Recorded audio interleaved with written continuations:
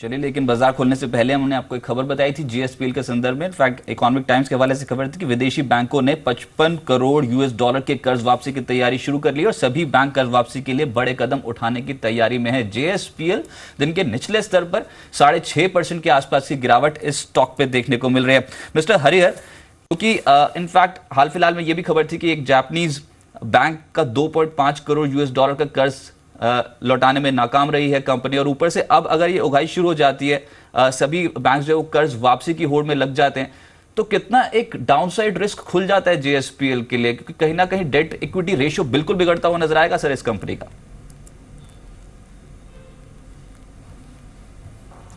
नहीं, देखिए अभी जो फिलहाल जो विजय माल्या के केस में हुआ है उसके बाद आई थिंक शायद बैंक्स को एक नया कॉन्फिडेंस आया और काफ़ी एग्रेसिवली वो लोग परस्यू कर रहे हैं, जहां पर भी ये आइदर इमीडिएट या पोटेंशियल डिफॉल्ट्स हो।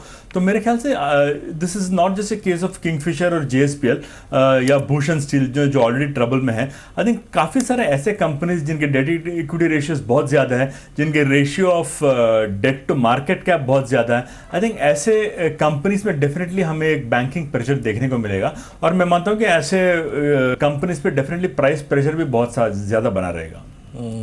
चलिए, इस बीच अगर आप देखिए कुछ और स्टॉक्स को देखते हैं। आई मीन मैं हमारा राजा बैटरीज को देखूं, करीब करीब 2% ऊपर। इस वक्त का अगर आप देखें सबसे बेहतरीन अगर कोई ब्रेकआउट है इस वक्त का, आई मीन 929, भले ही बाजार में कोई प्रेशर हो, निफ्टी 55 पॉइंट नीचे हो, निफ्टी 56 पॉइंट नीचे हो, लेकिन इस वक्त का सबसे बेहतरीन ब्रेकआउट अगर कोई है तो वो ये है।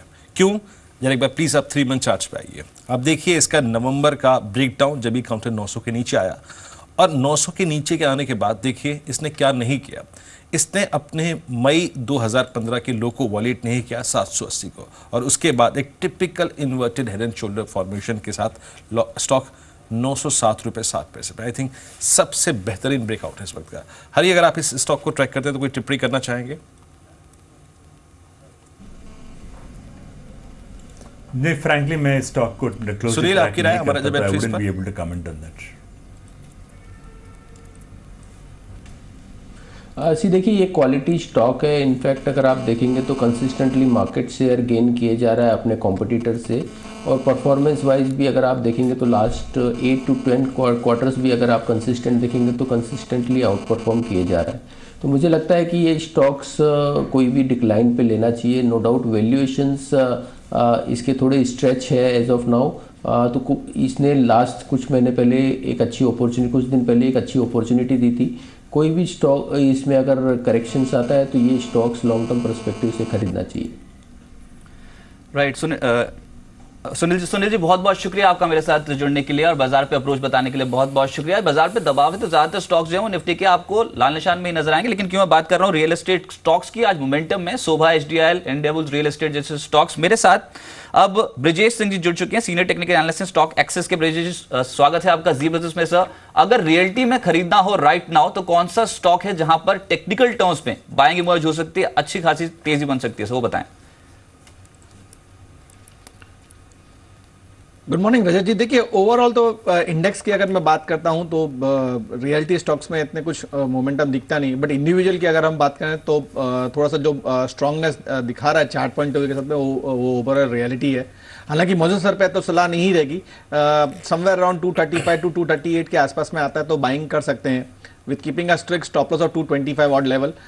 शॉर्ट टर्म के लिए से लगभग 260-265 तक के लेवल चार्ट के अनुसार दिखते हैं, तो वो एक चार्ट पे स्ट्रांग लग रहा है। Rather than other counter, still I would be going for an avoid scenario. अभी अपने क्लाइंट्स को आपने ब्रिजेश लॉन्ग कहाँ पे सजेस्ट किया है, या फिर लोअर लेवल्स पे भी आप जहां इंटरेस्टेड होंगे लॉन्ग्स क्रिएट करने में? देखिए, कुछ स्टॉक्स जो अच्छे लग रहे थे इंडिविजुअल के हिसाब से, जैसे कि अजंता फार्मा अच्छा लग रहा था लगभग 1400 के आसपास, 1425 के आसपास में, वो थोड़ा बेटर लग रहा है चार्ट पॉइंट ऑफ व्यू के हिसाब से। स्टॉप लॉस लगभग 1350 का रखने को सलाह दी गई है। इमीडिएट बेसिस पे टारगेट लगभग 1550-1560 का है। डिश टीवी एक अच्छा ब्रेकआउट देखने को मिला था एक लगभग 2-3 दिन पहले, लगभग 74-75 के आसपास में एक अच्छा एक ब्रेकआउट दिया विद वॉल्यूम के संग में। शॉर्ट टर्म के लिहाज से लगभग आपको 81-82 तक के लेवल देखने को मिल जाएंगे।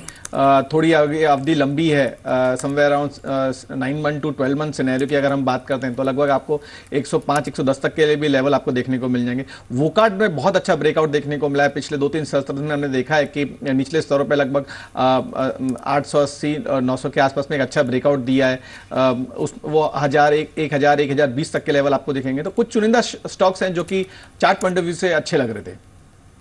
राइट, लेकिन जस्ट डायल कल के सत्र में भी टूटा और आज ओपनिंग भी वीक देखने को मिली है। ये स्टॉक पे एकदम से दबाव बढ़ा है। और इंटरेस्टिंगली एक और स्टॉक है जो आज जबरदस्त तरीके से टूट रहा है, वो है माइंडट्री। 7% के आसपास की गिरावट हो चुकी है और दिन के निचले स्तर पे कामकाज कर रहे। एक क्विक कमेंट ब्रिजेश जी, आप ही बताएं, माइंडट्री जस्ट डायल दोनों पे क्या करना चाहिए आज के सत्र में, स्पेशली माइंडट्री 7% नीचे से? देखिए, जस्ट डायल की अगर मैं बात करता हूं पहले तो जब तक 590 ब्रेक नहीं करता तब तक तो ट्रेंड थोड़ा अप ही रहेगा। प्रोबेबिलिटी आपको आने वाले सत्र में लगभग 660-675 तक के भी लेवल देखने को मिल जाएंगे। इनकेस अगर 590 ब्रेक करता है तो डेफिनेटली अवॉइड करने की सलाह रहेगी। Rather than buying we would be going for a sell call with keeping a strict stop loss of 610। Downside target would be 520-525। रही बात माइंडट्री की, no doubt the stock has outperform from 1350 odd level. लगभग आप एक 10 से 15 trading session में देखने को मिला। वहां से उसने एक बेस बना के उछाल लिया है और लगभग अराउंड 1520-1570 तक के लेवल देखने को मिले। तो थोड़ी प्रॉफिट बुकिंग देखने को मिली है। नीचे में लगभग 1450-1440 का अच्छा एक सपोर्ट है, वो ब्रेक नहीं करना चाहिए। वो लेवल पे एक बार बेस बनाएगा तो we'll look out for the buying side with keeping a strict stop loss of 1375 and again we'll look out for the level of 1600 out.